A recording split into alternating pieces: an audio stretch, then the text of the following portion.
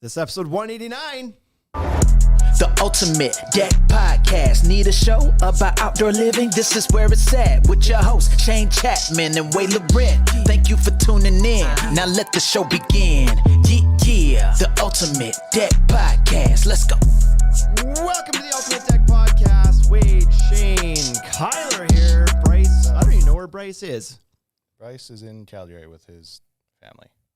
Okay. We got a new producer at the hard stop on the music there too. Hey? That was like I'm that done was with this. jarring for me. I was like, at first it didn't fade, so I was like yelling over it, and then it was just over. So, Bryce is in Calgary visiting family. Is that what you said? No, he's with his family in Calgary. With his family in Calgary. I think they just went to Callaway Park or something. Oh, that's a long ways to go, just to go to Callaway Park. Well, they couldn't go to North Regina, go to it. It's not there. Yeah, that's fair. The park is only in one place. So Kyler's behind the magical buttons today. There you heard what the result of that was. Yeah. We'll be better for the next time, I promise. We'll see if he's as quick on those the fancy buttons with all the sounds on them too, because Bryce has gotten pretty quick on the trigger on those. But what's new? Wade, you were up in Saskatoon. I was up there for the week. Last week? Not really the week, I guess. It was only Monday, Tuesday, Wednesday. Did you do anything while you were up there? You betcha I did. Outside of work? I played a little golf. Did you? I played okay. So there's this golf course that I play at, and every month they have what's called tips and tucks.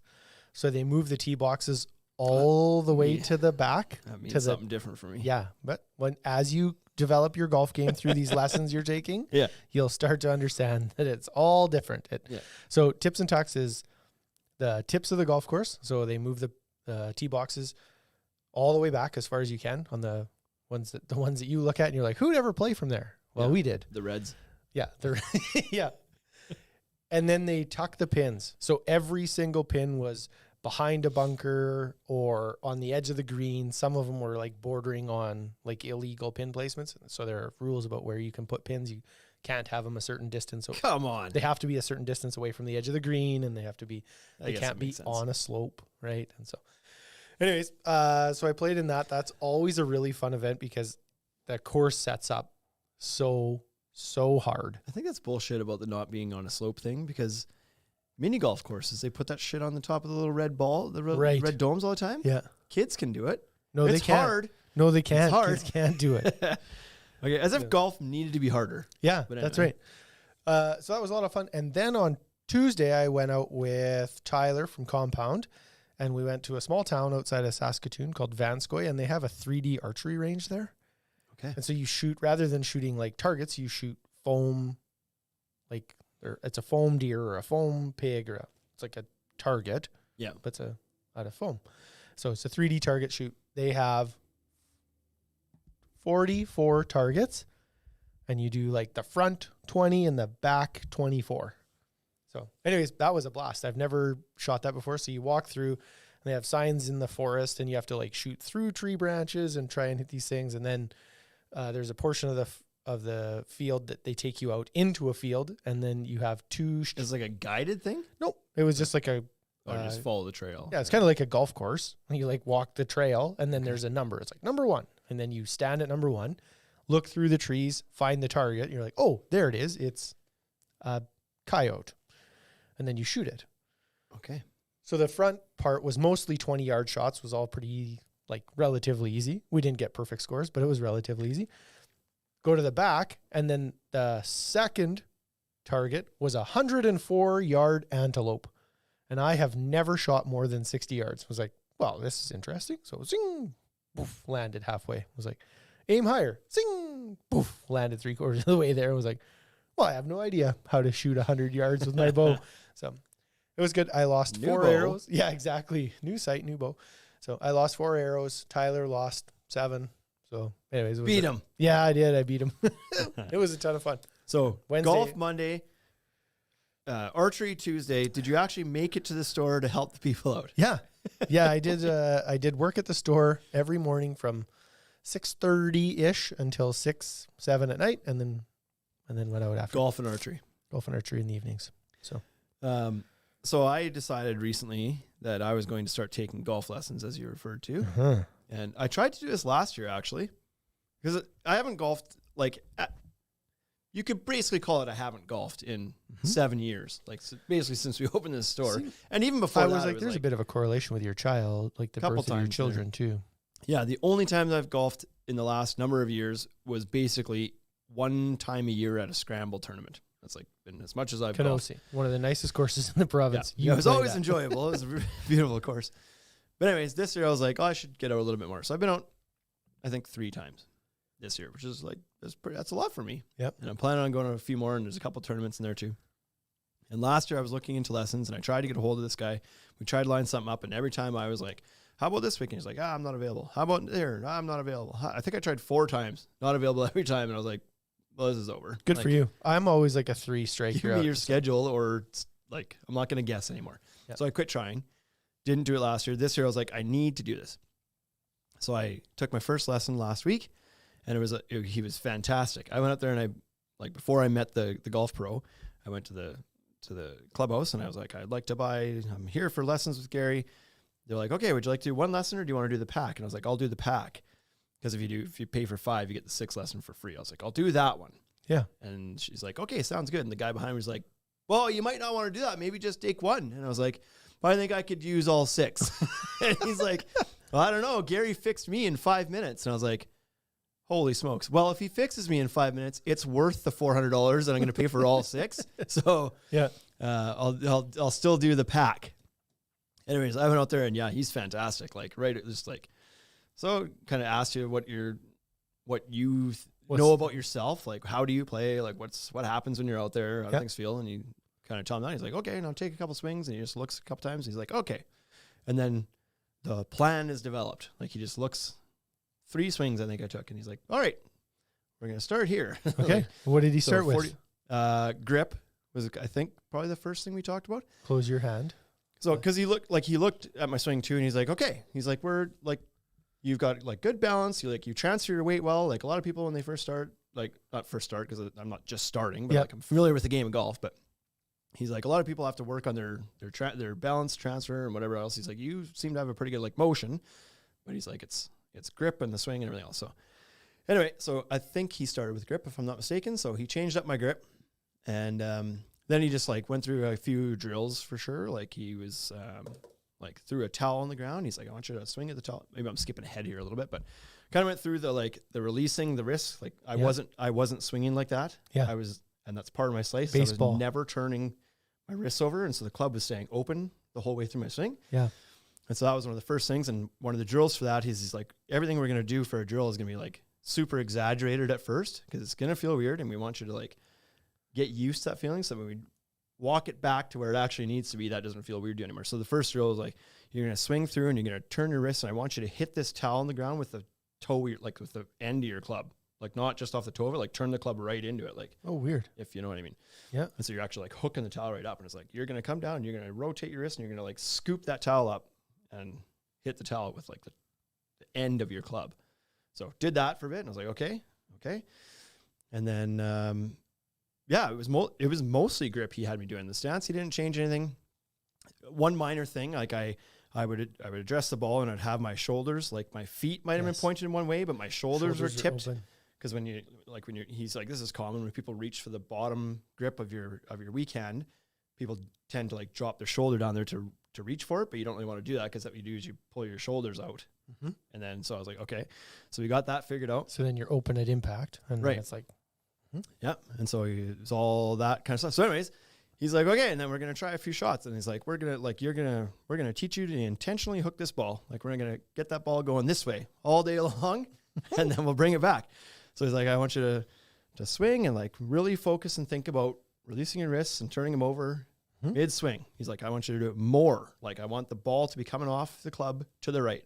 So step up there, whack. And I'm like, well, I've never turned my neck that way before. It actually went over there. He's like, feels probably a little bit weird, doesn't it? It's like, yeah, I've never had to worry about what was happening behind me. And did you hit it low? Like you hit it on the ground almost? And then? Not on the ground. So I had my 7-iron in my hand at that time. So no, it wasn't on the ground, but it was probably lower than I normally hit a 7-iron, because I wasn't leaning back and scooping the shit out of it. So yeah, it was just like consistently bringing it over there.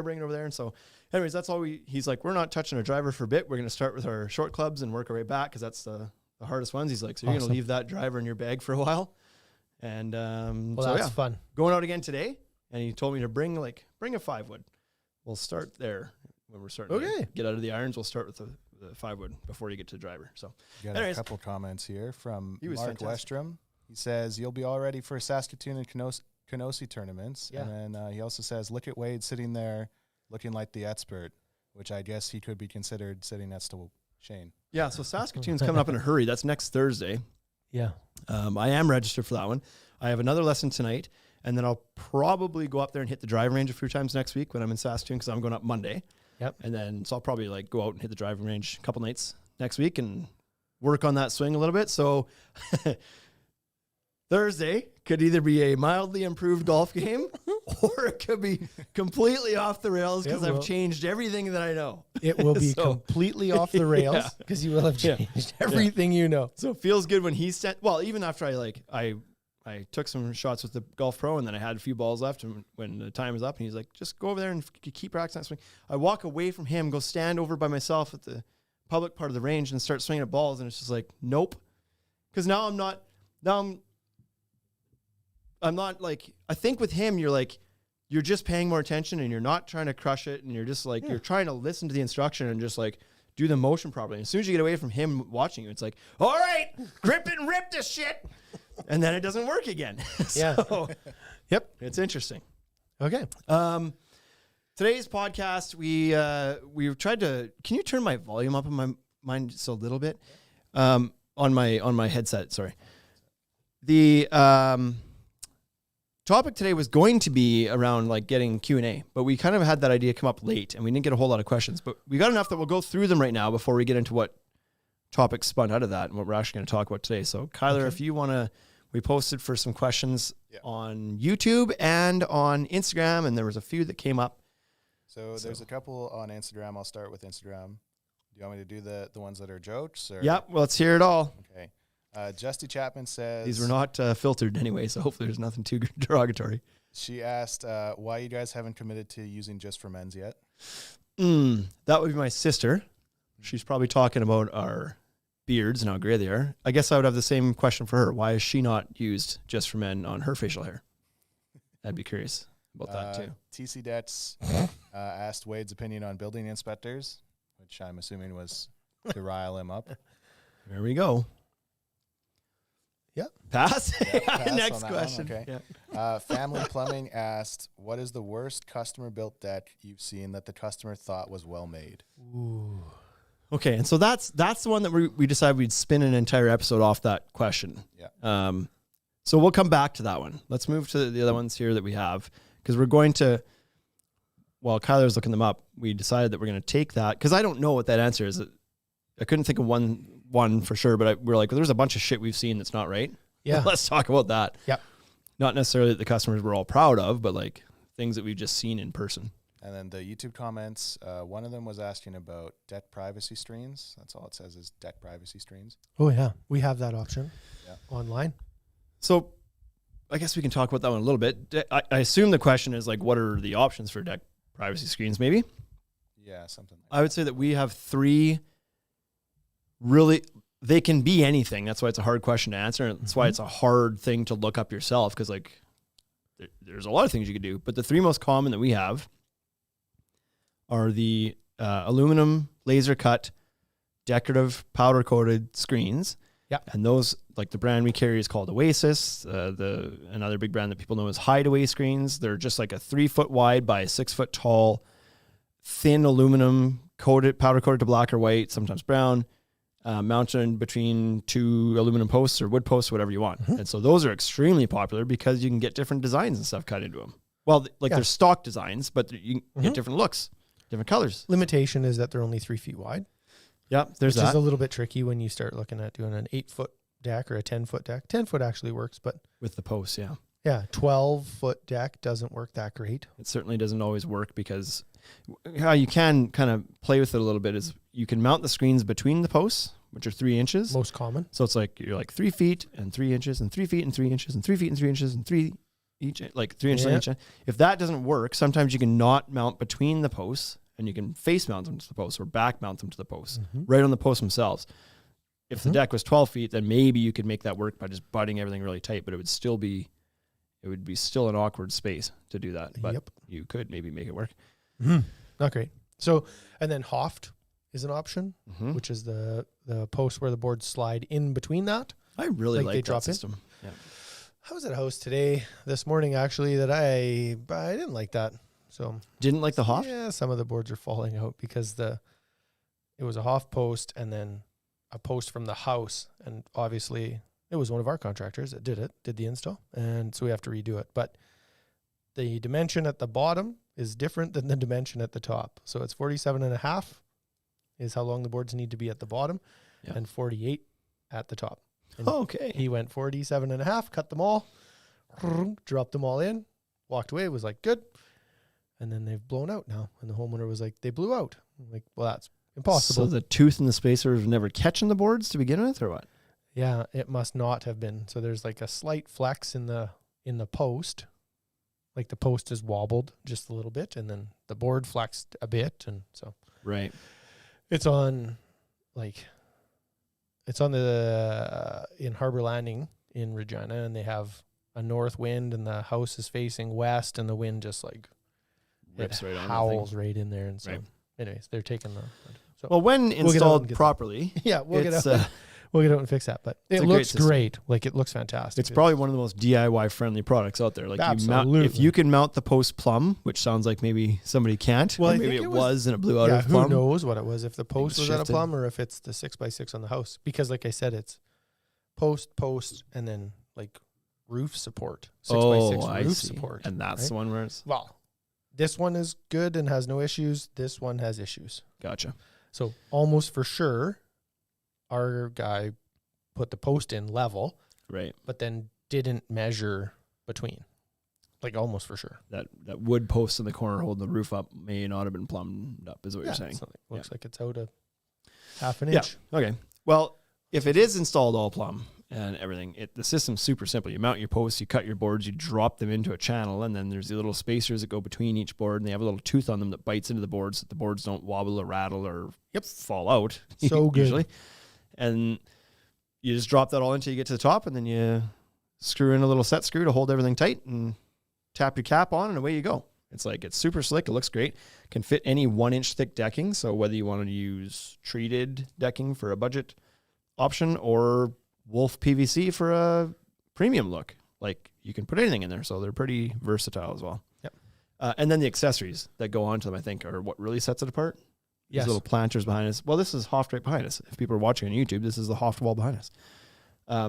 There's shelves and towel hooks and planters and these things you can put on it to really kind of like liven up the walls a little bit. And Yeah. I think they add quite a bit of character to it. So, Yeah, they're good. Windbreak, allow a little bit of airflow. yep. And then Quite private. what was most common and is still common now before we had these things was just like 6 foot tall or 5 foot tall glass in standard railing systems, aluminum railing systems. So Regal makes a 5 foot tall. It's supposed to be a pool wall, not supposed to be installed elevated, but I think people do all the time. Century makes a 6 foot tall one that can be installed elevated. And you just pick your flavor of glass, whether that's going to be like a frosted glass or a textured glass of some sort or a colored tint or something, or clear if you really want, if all you're going for is windbreak. And those are a good privacy option too. And then, of course, there's all sorts of things you can do just with wood if you wanted to. Manufacture your own cedar privacy wall in whatever style you want if you like. But if you're looking for an out-of-box solution, the Oasis privacy screens, the Hoft solutions, and those glass privacy walls are probably the 3 most common that we deal with on a day-to-day basis. So, Anyways, what were we talking about? There's one more question on the YouTube channel. Oh, So, good. Justin Richardson asked about second-story decks attached to brick or stucco. It's funny when you ask for questions and people who ask questions, they just make statements. Privacy walls. Yep. Second story decks on brick. Mm-hmm. Presumably asking how to connect them, I'm assuming. Yeah. There's two different building envelopes there, so 2 different answers for that, I guess. Yeah. The question we asked was, what do you want to hear us talk about? Oh, well, that's your fault then. You didn't ask for a question. You asked for statements. Well, hey, man. It's his first day. First day. So second story, there's a few complications in this right here, actually. What do you want to do? Start with stucco? Call an inspector. Yeah, That's what I want to do. I want to call an inspector. Get him to give me some advice. Good luck So- with that. A lot of people, how do we do this? With stucco, so stuccos are pretty common, and there's nothing special required to stucco, no special fasteners. It's the same as if the house was vinyl. You remove the siding and you leg bolt your ledger board to the house. Yeah, I don't know that I would. So we were at a house just recently, and we attached a ledger onto a house that had finished stucco, and I didn't remove anything from there. And I used to, yeah. I'd rather space that off the stucco and let the moisture go through. The envelope sealed, leave it. Yeah. Don't cut into that. That's just asking for shit to go wrong. Yeah, the textbook proper way that you're supposed to do it is to cut that stucco out, cut the wire out, leave the paper intact somehow as you're cutting through Right. 3/4 inch-ish of Ish. stucco. That's the best part. Could be it's- inch, could be half. Set your blade depth and let her buck. And then take a flashing, an aluminum flashing, put that up behind the paper, and then tape it. But all the while, the stucco wire is still stapled on the house, and you absolutely cannot get that flashing up there. You can't. It's not possible. Yeah. So slide then, it. Well, have you ever seen when you they cut try the to, girl like- in half? Like yeah, the metal object goes through the that's thing? what happens. You got to do that. Same. So then you try to pry those staples out, but that doesn't always work. And then the stucco starts to fall off the house. And then now you get to do a stucco repair because, anyways, you never get it sealed properly. Like you never get it back to as good as it was. So stand the ledger off the house and then fasten it to the floor system that way. Yeah, I was never a fan of doing that either because of all those reasons. Like you're just like, it's just a fight that like, That you lose. to your point, you can't really get the flashing slid up there because there's all sorts of nails and stuff in the way. And so sure, some guys will cut above that and do a stucco repair, but like you're not doing that flawlessly. You'll Nope. see that. Yep. And so there is like a drawing. There is a plan that they should put in place in the like code book or the inspectors, like these super wise, knowledgeable, reasonable people that come out and inspect your deck. There should be a set of plans for if it's a new build and you know you're going to put the ledger on the house at that time. Then I think the right way to do that is flashing and tape and then house wrap and because you have the opportunity to do that properly. So do it then. that's right. And if you can't do it then don't do that. Right. Because it's worse. It's like, nope, the book says this is how it is. So what you're suggesting is standing the ledger off the house a little bit to allow airflow and water flow behind the ledger, and you can use it like there's products out there like those deck to wall spacers that are like they're manufactured for this exact purpose. That's correct. Or you can use any like PVC product. any like hard solid core PVC product behind it, like anything that's impervious to moisture, to stand the deck off and allow that airflow behind, allow the water to pass behind. Like keep it half an inch off or 1/4 inch off the stucco. Yep. And so I remember we managed an install a couple of years ago, probably 3 or 4 years ago, with a house that had this, but they had the rigid foam insulation. So that's when stucco's not when it's not a great idea just to slag that thing over top of the stucco, as if there's rigid foam insulation behind it, because that'll compress and whatever. But we took it to an engineer and been like, how would you like this attached? Because there is rigid foam back there. Yep. We don't want to cut that all out, et cetera. And they suggested it was basically they wanted to cut out like standoffs again, essentially, but that the standoff had to get back to the structure of the house. So you had to cut your hole just enough to allow the spacer, the standoff that you're using, to slide into the hole, and then the board would compress against that instead of compressing the rigid foam. Correct. Way of going about doing that too. So So same thing, just shorter scale. right, exactly. The other option is to not attach it and just to put a second beam at the house, unless it's it might be a walkout in this case, so maybe they don't want that. But you could just not rely on attaching to the house for that. Then you could, second load if you didn't like that, you could look at using some steel framing because your spans can be a little bit further in between posts, and so that would help. Yep. And then when it comes to brick, so this really kind of depends on where you are. Some places are they don't want you to attach to brick at all.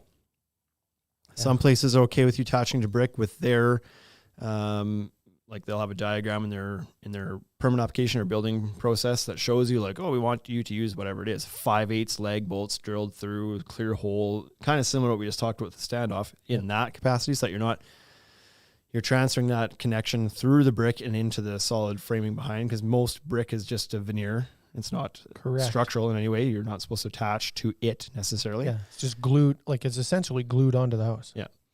And so the other option, which is accepted, these brackets are available in the US. They were available here, but now they're not anymore, is the Simpson brick veneer ledger connectors. Yep. And so Simpson has designed and engineered and released a connector meant for attaching through brick and through, I'm not going to pretend I understand how it works with the brick, but they've managed to transfer the loads through the brick into the house without popping the brick off, or through angled lag bolts and this little ratcheting connector system thing. Like it's a piece of art, this little bracket. But apparently they work great. A lot of people that have used them love them, and they're fine. But Simpson is now no longer selling them in Canada because their engineering that they went and got or something was missing one detail about diaphragm loading or something, whatever the hell that means. And so they pulled them off the market in Canada, but they're still available in the US. So you could use those if you're in a market where they'll let you use them. We had sold a ton of them into Ontario where they were allowed to use them, and it was all good. But now we can't get them anymore. So there's that option. Or again, don't connect to those. So, but that's one where you better just check with your local building department, because the rules around brick are likely to be quite different from place to place. So Next. Levi is surprised that you're actually answering his facetious question about the building inspectors by accident. We came back around to it somehow. Okay, is there any other questions that came in through Instagram or YouTube? Simcoe Detch asked about Vegas Deck Expo. I saw that Vegas Deck Expo, that Nadra just today sent out an email that they've got their official hotel now released in a block of rooms set off. Our buddy Keith booked himself a room. He posted on Facebook, said, booked my rooms for Vegas. Okay. So I saw that email today. Simcoe's presumably asking. It's like, nobody knows how to ask a question. There's Vegas Deck Expo. Yes. Also interested, Mike. Happening. Are we going? So quite likely we're going. How many days early are we going? We've not. Yeah. Yeah. You know where we're not going through? Can we go direct? So Mark Westrom was just through Toronto, wasn't it? It sounds like he just about moved there. Yeah. I feel sorry for you. He got stuck in the airport too. Did you read his God. story? Probably not. No. It was in Facebook to us. And I just saw another Instagram video from somebody, I don't even know that, maybe it's TikTok, but somebody that was in Toronto that got messed up there too. Like everybody's getting messed up going through Toronto. So yeah, I think we're planning on going to Deck Expo. We haven't booked anything yet. Haven't really thought too much about it, to be honest. I guess it's probably closer than we really Yeah, it's only think. 3 months It's away. like August. Is it November? I think that's what I heard. It's November 13th to the August, 17th or September, something. October. So it's like not even 4 months away. I think we land back here the day before moose season opens. Oh, yeah, we're going. And then Hold we're coming on. back to go to Grey Cup with Jason. Right. I forgot about the whole plan. It was your plan. I don't know how you forgot forgot the about plan that that. we put together here. Yeah, we're supposed to go to Deck Expo. Yeah. And then there's a group, and Mike was in this conversation, the guy that actually asked the question. And then Grey Cup is happening. I think that Deck Expo is like what, Monday to Wednesday or something? Is that right? And Grey Cup week is that week. Yeah. With the Grey Cup game happening on Sunday. Yes. And so we started to spitball. It was like, holy smokes, like if we're all getting together somewhere, maybe it should be at Grey Cup. So most of these guys are going to be down at Deck Expo. And so some have already booked their flight. I don't know if they booked flights, but they're planning on coming. They've bought their tickets to the game to come back to Regina after Deck Expo. So go to Vegas, then to Regina and spend 4 or 5 days here Oh, boy. doing Grey Cup that week. Really? Now, many people might be unfamiliar with what Grey Cup is We're or going to why have to you'd put want to do together a that. plan to showcase our town. Right? Yeah. So In November. I've been to Montreal, and Eric took me on a guided tour of his town and was like, here's my favorite places in Montreal. This is what you need to see. And it was fantastic. Yeah. Well, there you go. You got 4 months to plan it. And I put it on the list of Yeah, good things I luck. need to show Good people. luck with that. Yeah. So Grey Cup Regina. is We'll go to the like- Science Center. yeah. It's And- the Super Bowl of the CFL is what like the easiest way for an American audience to understand what it is. It's the Super Bowl of the Canadian Football League. It's fantastic because unlike the Super Bowl, it's not this like giant multi-billion-dollar corporate event where the average person can't even go to the game or there's no events for like the average people. This is all about it's a week-long party. And they set up these pavilions, sometimes all around town, but in Regina, it's actually quite nice because they usually use the real campus where we've got all these rinks and like sporting facilities, and they do it all in there. So every team has its own pavilion party place with live bands and booze, of course, and it's all connected. So if it happens to be ugly outside with weather, then you don't have to go outside. You can just party for a week straight, and there'll be like, I don't know, there's always tons of stuff going on. I haven't been to Grey Cup since 2003, so I shouldn't, but when I did go, it was freaking awesome. And I know there's people that travel the country to go to it every year because it's such a massive party. Yeah, and so we have a couple of different strips in town where there's like a strip that has kind of 5 or 6 bars on it, and then another one in another area close has a strip that has 5 or 6 bars. And so those streets, they do it up as well, right? They have extended hours, and they also bring in bands, and so you can either go to the pavilions or you can just be around town anywhere. Yeah. So anyway, yeah, it's a lot of fun. Yeah. So definitely worth going to, even if it didn't happen to line up with something else. It's just a great touristy event to go to. And then the game, not to forget the game, but then that's the game. Like the least exciting part, I think. Right. The whole week of partying and all the events leading up to it are always it's a pretty big deal. And then the game is on the Sunday. We've got some tickets still left. I bought a bunch for people, anticipating people would be coming.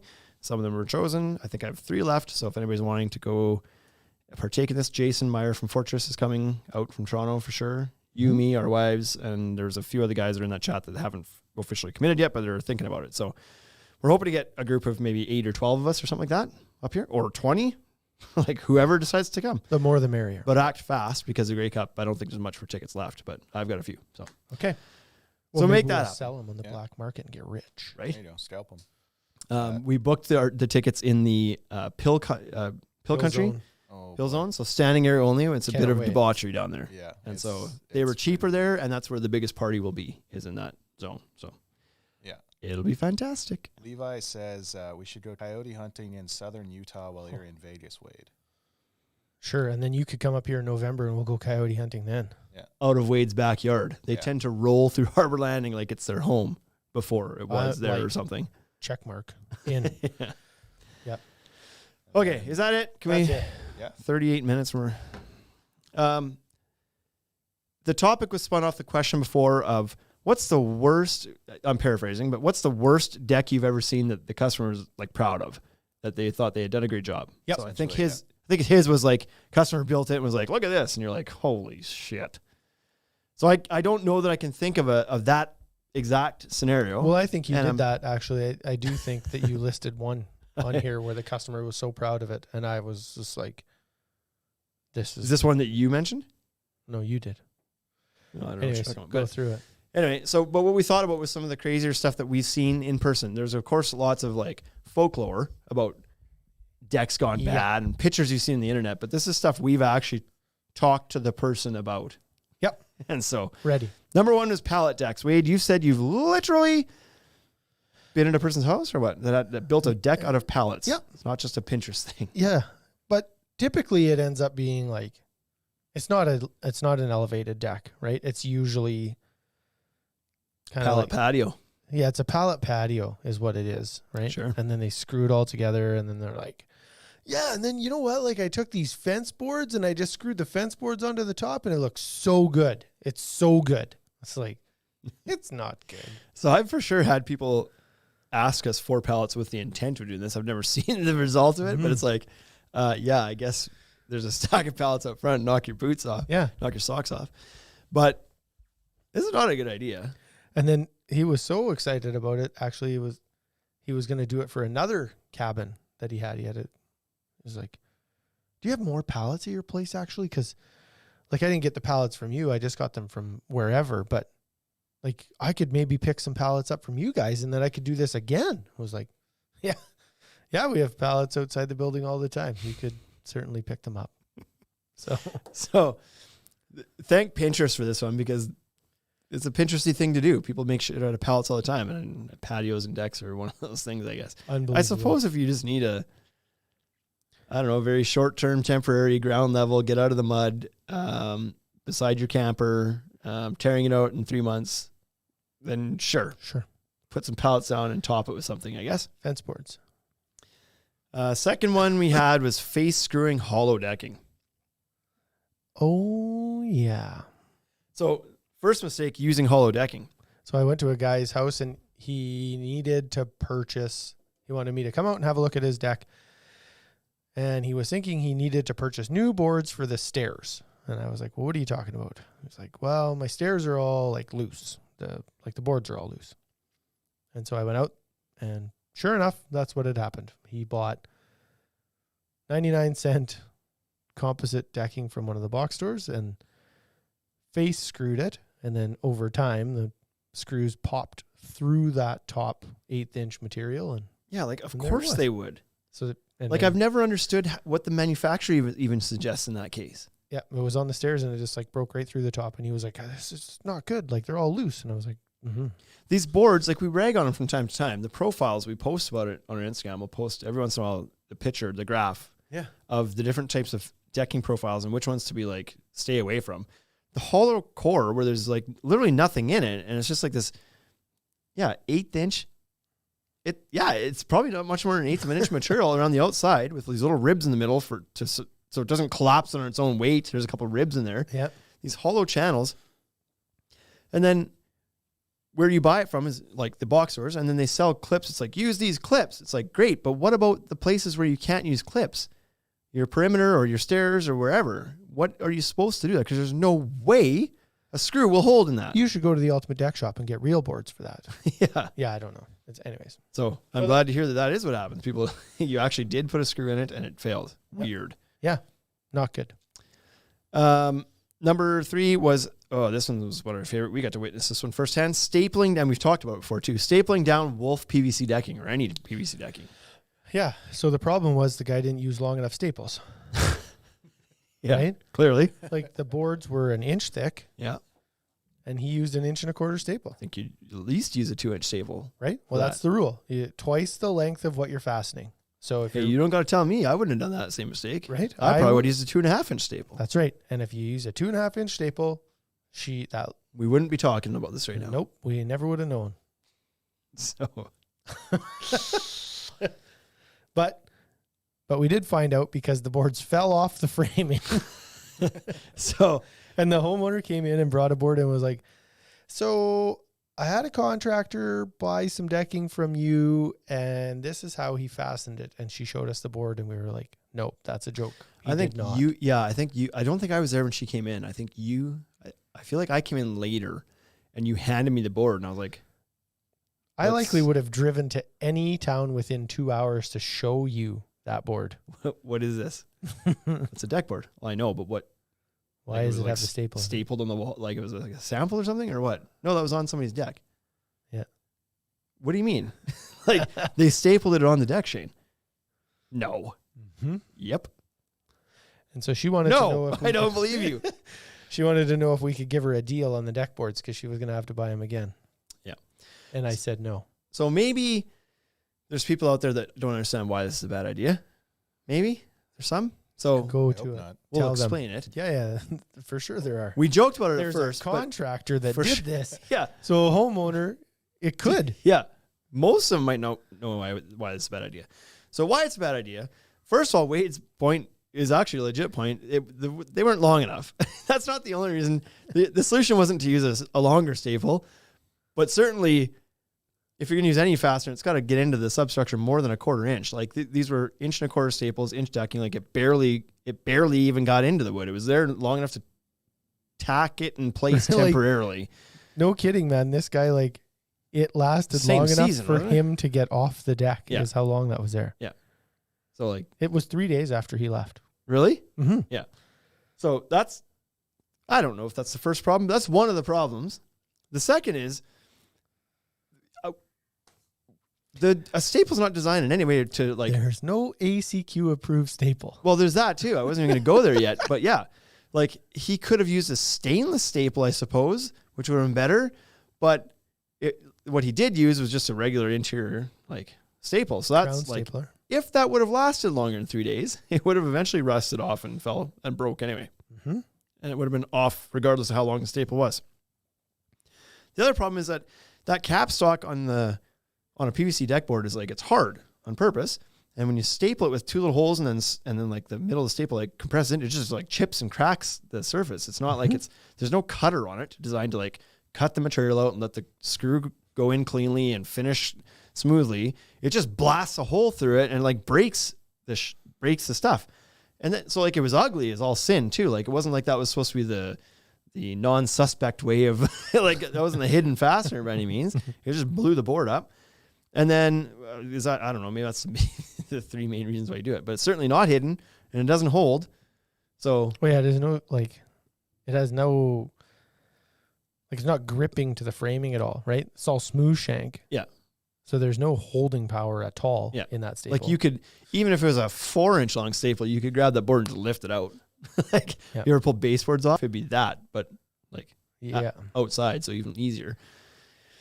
So don't staple your decking down. It's I'm still shocked by that one, that anybody would even think that was like, how do you walk to your trailer and have all the shit in there that you could use, and the crown stapler's the one you pull out? Like, he no doubt had a handful of screws from something, drywall screws. That would have been better. 1.25 drywall screws. That would have been better. Yep. So it's like, screws. No, that's not the right type of screw. That one's not. Here we go. You just bought a brand new Boss Stitch and was just itching to use it. Yeah, pretty crazy stuff. Number 4, I went to a buddy's house one time I used to work with, and he's like, I think I need some help with my deck. It needs some support, I think. And I was like, okay. And he's like, yeah, the posts underneath are loose. And I was like, loose? Okay. And I show up, and there's like, I can't remember if there was 6 or 8. There's 2 beams and 6 or 8 posts and footings there, and 3 of them are laying on the ground. When I got there, I was like, what the hell? So the ground had obviously, like, first of all, no piles. This was just sitting on blocks with adjusters. Yeah, but that's okay. That's an approved method here. Yeah. No attachment from the post to the beam. That's not so good. At one point, the beam was just like, its weight was sitting on to keep these things. Then the post goes down, it's like sits in the super saddle. heavy. Like, where's it going to go? Yeah, where is it going to go? I can't remember if they maybe had like some sort of little like threaded rod at the top. I don't remember. But anyway, so what happened is the ground kind of settled. And of course, 2 of the points on the beam, each beam, were carrying the load, and the rest of them settled and then just like fell over because without weight on them, they weren't attached in any way. Okay. So I showed up and it was just like, yeah, boop, boop, boop. They're all laying in the ground. So I had to go in there and fix that. But it was kind of like, come on, buddy. That doesn't work anywhere, but especially here where you get 3 inches of travel in the ground from winter to summer. Mm-hmm. I've also seen it where they are attached to the posts and they're floating above the ground because the ground settles, but the post is at least attached to the deck and it's still floating there. You got to go in, whatever, cut along a post or something. But in this case, they just fell right out because they weren't attached. It's like double problems. Pretty interesting. I like the idea of having some sort of adjustment on the bottom of those for anything, whether, like, it doesn't even matter where you are. I think you should have some level of adjustment on the post. Right. Even if you've got no freeze thaw and you're on bedrock, I'm sure things shift and move a little bit, right? Like after an here earthquake. is awful, but yeah. Did you add a seismic 7, grade 7 or whatever you call it? 7 grade. Might get out there with your twist. Just twist the nut on that a little bit now. This one was one of my favorites. The next 2 are a couple of my favorites. Plywood framing for stair landing. That's the guy that was so proud. Yeah, and he was proud about this. He was proud of the idea that he had come up with. Yep. And he was proud that he was going to pull it off, and he was proud that he found a solution that nobody else could find for him. And if I recall, his reason for wanting to do this was because if he used steel, which is obviously something he was considering, we get like steel frame welder or something like that the screws that go into the deck boards would be too long and they would hit the steel and that wouldn't work. And he didn't want to strap it out with wood or something. I can't remember how he ended up here, but this was his thought process, was like, none of these proper solutions are going to work because of the screws. So I'm going to come up with this improper solution. So what he was going to do was take 3/4 inch plywood. I think it was 2/4 inch, hopefully at least. It was 3/4 inch. I remember it. And this was a stair landing. I don't know how big it was. I feel like it was must not have been more than 4 or 5 feet out. and whatever, 6 feet wide or something, and then It down was- into a set of stairs. It was 4 feet high, or just under 4 feet high, Sheet of plywood high, and 8 feet long. sheet of plywood long. This So was the Efficient, solution. at least. his idea was he was going to trace out the entire framing in one piece out of a sheet of plywood. So from the connection to the house, 4 feet out as his joist, Yeah. and then it would go straight into the stair stringers Yes. in one piece, Yes. which you've seen that with steel tubing before. I've seen people do Mhm. landings like that. But he was going to cut these all out of plywood. And then was going to. he did do this. Didn't He he come did. back and he bought railing too afterwards? Is that the I'm same sure guy? he did. Taupe railing. Yep. And so, yeah, I never saw it afterwards, but this was his idea. And I just remember sitting there when he's trying to explain it. Or maybe you were explaining to me. And again, at those moments, it's just like, I don't understand. What do you mean? Like, because in my head, I'm like, I hear what you're saying, but there's no way that's what, I don't even want to repeat this back to you to make sure I'm understanding. So Because he needed it sounds so dumb. He needed to make sure that the joists were strong, so he had an 8-inch joist. That's like what happened with the plywood. He cut it so that it was 8 inches tall, and then it, like the bottom of the joist, then transitioned to the bottom of the stringer. Yeah. And just became an angle, and then the plywood went across and then down, Yeah. 7 1/4, and out 10, down 7 1/4. Yeah. It was one 8-foot long deck, Wild. joist and stringer. It's probably still standing. It's probably, When he told me that was about like it, 6-7 years ago. so he showed it to me. He told me what he was going to do. He drew it out on a piece of paper, and I was like, okay. And then I tried to convince him to do that, like to do 2 of them together, because I wasn't talking him out of it. He was just like, Nope. this is the best goddamn idea anybody's ever had, and I'm doing it. Well, you should do this. Nope, not doing that because the screws are too long. And I was like, Okay. well, it's only 3/4 of an inch thick. You should at least do 2 of those for every strip you're doing, and then screw them together, like glue them and screw them together. And then in my head, I'm like, now he's got a laminated joist, Yeah. right? I was like, maybe there's some strength here. Yeah. And he was like, nope, that's going to cost too much. So I'm just going to do this 3/4 inch. That's it. He was like, it can't bend. It's so strong. I was like, okay. Are we going to seal the top of those? Nope. Okay. Anyways, we may have moved, so you'll have to Google us when you go to do this deck again, but come see me and we'll get you some more plywood and we'll do it again. It brings up a recent point that Scott from Fortress asked recently. He's got this situation on his hands right now where Oh yeah. there's some contractors totally out of his element on this one big project. Like it's in over his head big time. And there's a lot of issues popping up already before they've even started. And Scott's like, I don't know what to do here. Like, would you guys ever tell somebody you wouldn't sell them material because what they're about to do with it is like, it's not good. And he's like, as a retailer, would you guys do that? And I was like, no, I wouldn't, because we're retail. We're not involved in the project aside from selling people materials they tell us they need. And so, no, I don't get involved enough to know exactly what they're doing. And nor do I feel like I'm in a position where it's like, I will not sell to you if you're going to do it like that. Like, no, we don't. Because we've But done, in like this- I've recommended. there was your against- chance. Yeah. I've recommended against it. I've done all kinds of reasons why you shouldn't do that. Yeah. The other thing that happens a lot here is that people bring hangers back. They bring all the hangers back. Yeah.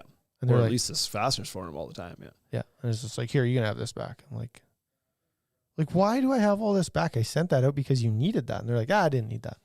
Well, of course you needed it. Now I'm doing it a different way. Certainly. And so then what do you do? Like, am I going to pick a fight with that guy? Yeah. No. Okay. Sounds good. Thanks. Return the product and send them on their way.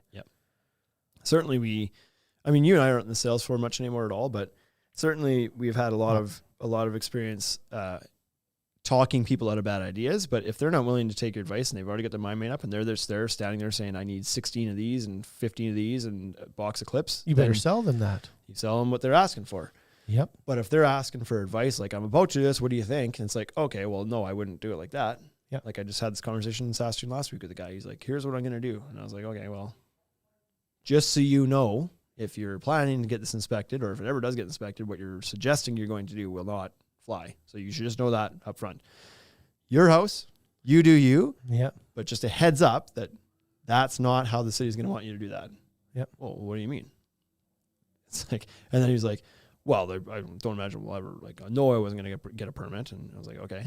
It was ground level anyway. So it's, like Saskatoon's 8 inches. So it's almost impossible to build a deck under 8 inches unless it's a pallet deck. But it's like, okay, maybe you could get away with that one anyway, but it was also going to have like a roof structure on it and everything else. And it's like, at some point you're not going to be below 8 inches. And technically probably they would say you need a permit for this. I was like, the only chance you probably get caught is if you have a really crappy neighbor who calls you in on that. And his wife kind of looks at him, looks at me. She's like, we have that neighbor. Like, I was like, oh, okay. Well, then you might want to do that a little bit differently then, I guess. Cause like maybe you run into this. Anyway, so we always try to help people do things better, but at the end of the day, it's their project that they're building on their house, and like, You do you. the building inspector won't even tell them what not to do. So I'm sure as heck not gonna. They won't. They'll tell them when it's wrong. Yeah. They will only show up after the work.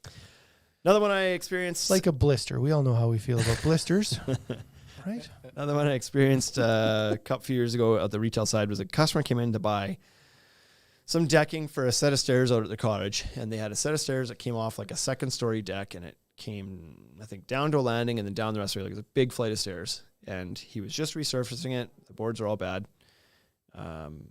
Framing was fine. Swore the framing is fine. Framing's Stringers fine. are fine. I'm like, okay. And so he had picked out Clubhouse something, a PVC board. Doesn't matter what kind of board. He picked out a composite or a maintenance-free deck board. None of them will do what he's trying to do, so it doesn't matter the brand. But Yeah. PVC is more flexible, so it matters a little bit. And he was like, I would need so many of these, and he's like, and the fasteners to do or something. And I was like, okay, well, and then you've got, so how many stringers do you have? He's like, just 2 on the outside, because I don't know, before it was 2 by something on there. Or 2 by something. 12. Could have been. And so I was like, well, you're going to need to add in a couple more stringers. Like it was just from a helpful, here's how this installs. Like you'll need to add a couple more stringers in there, and you'll need these fasteners, whatever. He's like, well, no, I'm not adding any more stringers in there. I was like, well, okay. Like how many do you have? 2. Well, you have to add how more wide? in between. 4 feet. 4 feet. You have to add a couple more stringers in the middle. Like ideally 3 more stringers in the middle. Well, I shouldn't need to do that. And I was like, well, to install this stuff, it requires the stringers to not be more than whatever it was at the time, 11 inches, but go for 12. You'll be fine. But you can't span 4 feet with a PVC deck board on a stair. Just not going to happen.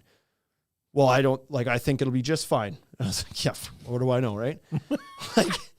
And he's holding the 2 foot sample on the wall. And he's like, look how stiff this stuff is. Like it'll be fine. And I was like, you're holding a 2 foot piece in your hands, pushing on it with your thumbs.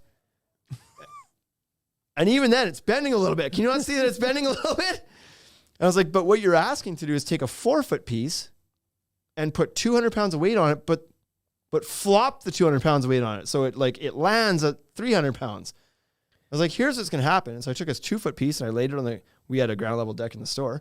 I laid like one end on the 6 inches off on the deck, one on the ground, and I stepped on it, and I was like, look, I'm just pressing on this, not with my whole weight. I'm pressing on this with like 80 pounds of pressure on a 2 foot piece. Look how much it's flexing. You're wanting to 4 feet with 3 times as much weight. Oh, well, I don't know. I think it'll be fine. I'm like, okay, how many boards you need? Like, just so you know. And then, so the part that bugs me the most about this, premium PVC board. no, Where are you that doesn't cheaping out? bother. The part that bugs me the most is that in a year from now, he's not coming back here to buy product from us. He will not walk in that door to buy a 2 by 12 because that would be embarrassing. Yeah. To be like, ugh, you were right. Yeah. And so you lose that. Not that I need to sell a 2 by 12, 16 foot. Like, we're not going to make or break our year on that. But like the guy he should have just bought it because he's going to buy it anyways. Like I know that's happening. And then he's going to go buy new deck boards from somewhere else because they're all bent. Because the Ultimate Deck Shop sold him crap boards that They all don't did hold this. up. They all broke. You should have been like, I'm not. Yeah. No, you don't be like, I'm not selling you that. But you should have told him, the best way to do that is to take a 2 by 12, screw it down, and then screw this nice board to that. Yeah. I don't even recall if he ended up buying it or not. I have no idea. I just remember that. The last conversation I remember having is being like trying and being like, no, you should really do this. And him just being like, nope, I don't care what you're saying. All good. I believe that it's stiff enough. Perfect. It Okay, is. sounds good. Absolutely. Here's the Cortex plugs too. These will be so sweet. Look at how great these are. Yeah. And Wade, the final one that you brought up here was railing posts screwed to just the composite. Yeah, so people do that. Composite. Yeah, like just all the time, and you see it. I haven't seen it on a deck. I've only seen the railing laid beside the deck. Right. Because they come in here afterwards and Yeah, I lost my railing in a windstorm. It was kind of windy and it blew off. And I was Really? like, yeah, but it shouldn't have blown off. Show me the picture. And then the composite's all broken. I was like, oh, I know what happened. Composite still attached to the railing post. It just Oh flipped yeah, up that too. happened. Mm-hmm. Absolutely. Because it was brad nailed on. The composite had been glued and brad nailed, Yeah. not crown stapled. Nice, clean, smooth brad nails. Yeah. And then just ripped off. So Yeah. That's pretty common. People don't block. This is for surface mounted railing posts, any Yes. kind. You got to have some blocking in your framing that's all bolted in, and you're legging your surface mount post through the decking into the framing. You're not attaching to the decking, especially with composite, because they're held down by clips half the time. they're clamped. That's what I Plastic always tell clips. everybody. I was like, the deck board is clamped to your deck, so don't attach to that. Yeah. Because it's not fastened. It's clamped. Yeah. So But yeah, we've seen that where the board itself just like it lifts up with the railing. The railing falls over and the board comes up with it. And Yes. it's like, well, the leg bolt didn't fail. yeah, You just didn't use a long enough one. Yep. And no blocking beneath. no blocking. Blew through and Yep. nightmare. And then there's always, we mentioned it earlier, there's always the people, and they're pretty common. It's like, my framing's fine. The framing's fine. It's all good. My framing's fine. Okay. Is it like relatively new? Yeah, it's 37 years old. It's only as old as the house. He's probably more right than the guy that was just in here who had 9-year-old framing that was fine. Sure. 37-year-old stuff might still be better. Actually, it might be better. Yeah. Yeah. But we've all been to that house too, where it's like the framing's fine. I'm just doing a resurface, and you show up there and you pick the framing apart with a pencil. It's like, yep, fine. That part down there is fine, and this part down on the ground here is fine now too, and this part over here is fine, and it's all just fine. Bryce and Like, Kyler and I went out to a house Last 2 week? weeks ago. 2 weeks ago, maybe. Yeah, 2 weeks ago. And I crawled under a deck and we shot a video from under there. It's on And I our was just YouTube like, channel. here you go. Like, these are things that look like they're fine, but they're not fine. And then, yeah, we like picked parts of the deck off. It was like, this joist looks fine, but click. And it was like a chunk of it fell out. I was like, but it's not. Yeah. It's not fine. flathead screwdriver, go in there and poke around at things. Yeah, A fine joist isn't going to flake apart that's right. when you poke it with a pen or a screwdriver. Yeah. So if you start poking around, and it's that connection between the deck board and the top of the joist is like the most susceptible. Yep. The dumb thing is somebody just posted, I can't remember who it was on TikTok, one of the deck builders posted a video about taping the tops of joists. I can't remember if it was G-tape or Trex Protect or whatever it was, doesn't matter. And the comments, of course, light up with, I would say, 75% of people saying like, oh, wow, I wish I knew about this when I did my deck. Seems like a great idea. Yeah. And then maybe another 15 or 10% of people who are just confused by what's going on. Yep. Why do you need that? And then there's the other 5 to 10% who just don't believe that pressure treated wood rots. It's pressure treated. This is completely unnecessary. This is a cash grab. This is blah, blah, blah, blah, blah. You're just trying to sell a product. You're just that. And like, it's pressure treated for a reason. It'll last forever. And it's like, how can you be so stupid and yet still put that opinion out in the universe? I feel like that's how most opinions are. Daylight buttholes. Right? Like Everyone brown. has one and They're they all brown. stink. Oh, Those guys drive me nuts because you'll never talk sense into those guys. They're just like, that's just their personality is to be devil's advocate in everything. But it's just like, but don't you think that How like many when you're trying times- to be devil's advocate, you should back that a bit? Like, shouldn't you have like some sort of you know what? Make a point that like, I don't think it's worth doing because it's not going to add enough. Like, have a reason. The reason is not allowed to be that pressure treated wood does not rot. yeah, it's not allowed to be factually incorrect. Right. Yes, it You does. know what I mean? Like your opinion isn't true. Like it's not true. and it Right? can be proven over and over again. And they Yeah. think that the way they prove it is asking you to prove it. Prove it right now. Okay, well, one, dipshit. I You just can't- I tore can't it back. put a picture in the comments of a TikTok post, but bro, I've been doing decking stuff for 15 years. I've seen, I tear deal with off it all the time. pressure treated decks. That's what you tear down. Rotten pressure treated wood. It happens. Yeah. Like, what are you talking about? If you've never seen it, then you've clearly never, You know what that you argument don't is? have enough experience in the industry to have an opinion on what's happening in this video then. End of story. That's like somebody saying that buildings built out of steel don't burn. That's the same. It's like, well, it's steel. It doesn't burn. Yeah. The hell it doesn't. It burns. It absolutely burns. It burns at a different flashpoint. Yeah. But metal buildings burn to the ground. Yeah. I saw a semi yesterday coming back from Saskatoon. It was on the side of the road, burnt flat to the ground. No tires, no cab, Really? no. Like it was just Holy shit. there was like a, I didn't know they still made wood semis. right. It was like a shell of a semi with nothing left in it. No windows, no seats, the engine was mostly melted and gone. The frame was gone. Like, Wild. yeah. It was like metal burns. Late, slow, eventually. Yeah. But that's like pressure treated wood. It rots slow and eventually. Yeah. It's better than spruce, but it will burn, or like it'll rot. It rots. Yeah. And it'd be It's- like, it never rots. It's just like, never mind. I don't need to talk to you. The actual treaters will tell you that it's not a lifelong product, Yeah. and that it's rot resistant and it's insect resistant. It's not foolproof or guaranteed for anything. Anyways, So we've already given this guy too much airtime. it's a little bit silly to have that argument, but that's whatever it was. 8 of our like kind of personal experience with seeing some goofy stuff out there that people try to do with their decks that you just kind of shake your head and you can't believe it, but it happens out there every day, all the time. Long And weekend coming up. You only see what you see. What are you doing this weekend? I don't know that I'm doing a whole lot, to be honest. I'm heading up to Saskatoon on Monday, so that's how I'm spending the last day. My family is going to their family farm on Monday because I'll be in Saskatoon for the week anyway. So my wife's gonna go down with the kids to the farm, and I don't have plans this weekend. I'm apparently working on Saturday for a few hours. Fraser needs Sounds like fun. somebody, so Oh, you'll be on the sales floor.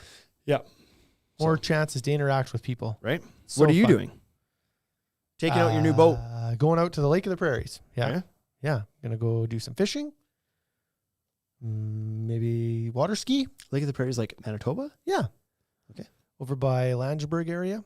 So that's where Erin's family's from. Oh, I thought you were going to. I thought her family was in Alberta. No, she has some family in Kelowna, but they're coming home to that. Gotcha. So there's like a party in the Langeberg area for the weekend. And then after the party at Langeberg, then we'll go to Lake of the Prairies because a whole bunch of our family has cabins and stuff there. And so then we'll spend a week there. Nice. So- And you're hauling your boat there. Yeah. Yeah. Well, good. So while you were gone, Erin came over and watched the baby Tuesday. because we went out for our anniversary supper. The kid's super funny. So she sent me a picture of him sleeping and smiling. He was Yeah. like a huge smile on his face. He was Yeah. sleeping away. He'll do that sometimes. It's pretty good. But we went out. We managed to get out without the kids and For the anniversary. went to Earl's for supper. Came back home for a quick feeding. Yeah. For the baby, not for me. Yeah. And then went out to Kip Moore concert. And Really, really good, actually. I couldn't have told you one song that he sings leading up to it. JC bought the Yeah. tickets. She's a big fan. I knew that I would get there and know some of them. Like I'm sure I've heard of does it. he And have I the think radio? I only heard like 2 or 3 that I knew out of but lots of energy. The band is they're fantastic. They sound excellent. So Their good. style of music was like, I was like, well, shit, I wish I would know more of these songs. I could feel myself really getting into this. They're very anthem-y and like almost kind of like party country in a way. Yep. And so the one song I've come back, I've listened to it probably 10 times since Tuesday. I'm like, Which that's one? a good song. And the kids are onto it too. Shoot.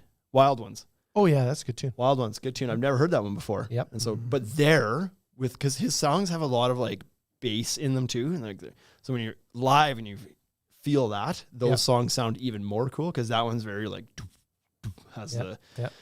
and so there was like, oh, this is really cool. And so Yeah. I had to go download it later and listen Awesome. to it. So anyways, I'm becoming a Kip Moore fan. I was trying now, to so. And he went for wrangle- 2.5 hours. I was going to try and sneak off to Moose Jaw last night because Pop Evil and shoot, who's the main band that was there? I listened to them all morning today. I'm horrible with band names. Shinedown. So Never even heard of them. yeah, you have. Pop Evil opened for Shinedown.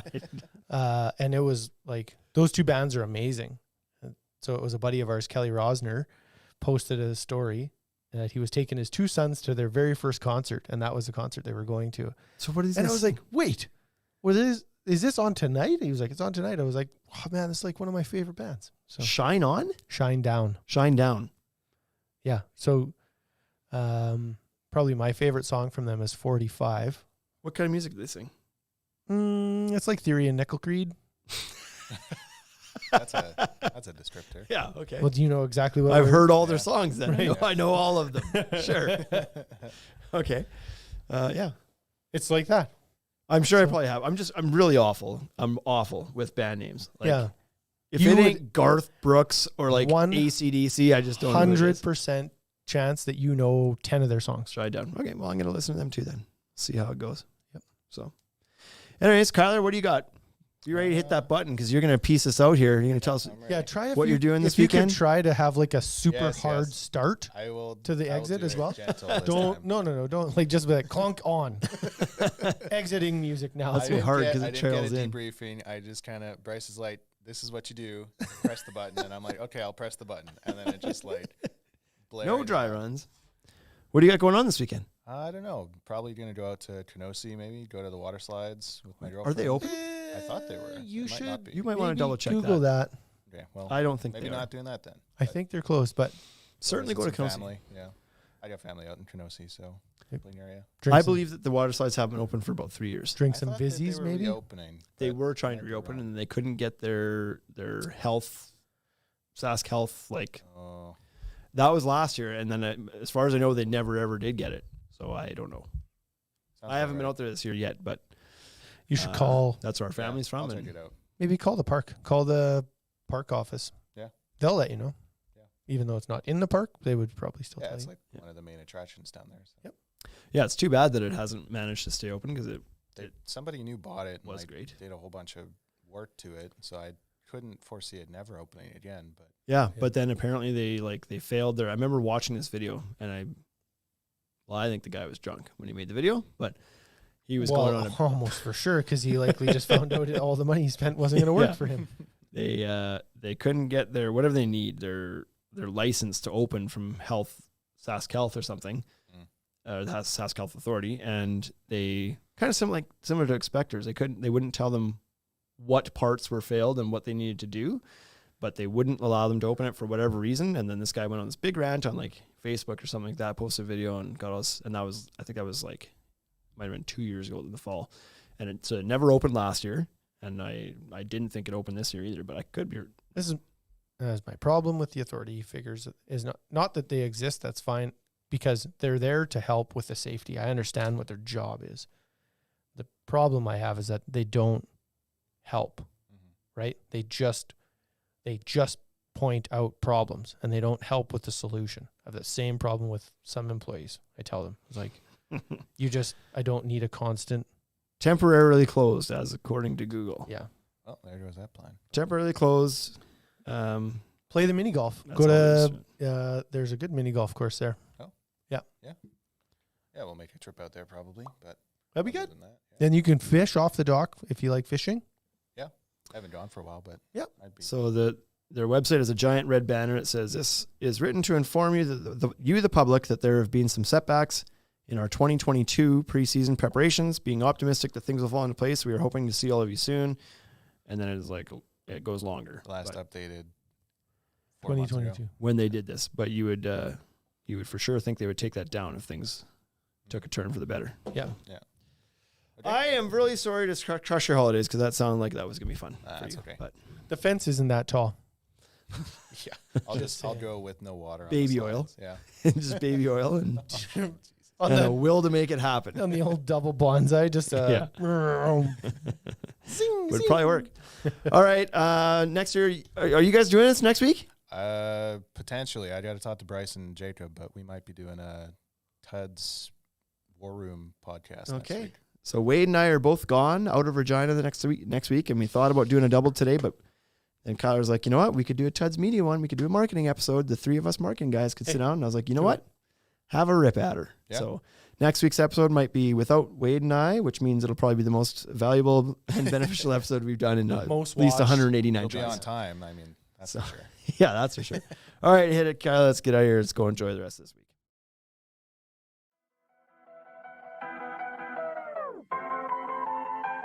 Hey, thank you for listening to the Ultimate Deck Podcast. Now you know what we're about. Check the site, come and shop. UltimateDeckShop.com. Hit us right away for sponsors.